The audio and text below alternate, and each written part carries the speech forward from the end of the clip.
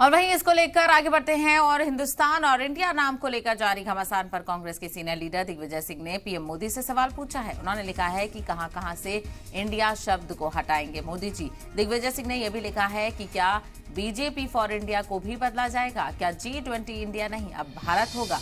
दिग्विजय सिंह ने यह सवाल सोशल मीडिया प्लेटफॉर्म एक्स के जरिए से उठाए हैं। तो अब लगातार इंडिया वर्सेस भारत को लेकर एक जंग छिड़ गई है। ट्विटर पर इसको लेकर तमाम तरह रिएक्शंस आ रहे हैं, चाहे अपोजिशन के लीडरान हो या फिर मरकजी हुकूमत हो, अपने अपने पक्ष सभी रखते हुए नजर आ रहे हैं। लेकिन अपोजिशन का सवाल है कि आखिर कहां तक इस नाम को हटाया जाएगा, इंडिया नाम को कहां तक हटाया जाएगा।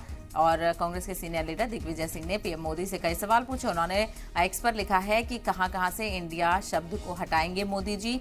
दिग्विजय सिंह ने यह भी लिखा कि क्या बीजेपी फॉर इंडिया को भी बीजेपी फॉर भारत हो जाएगा, इसको भी बदला जाएगा, क्या G20 इंडिया नहीं अब भारत होगा।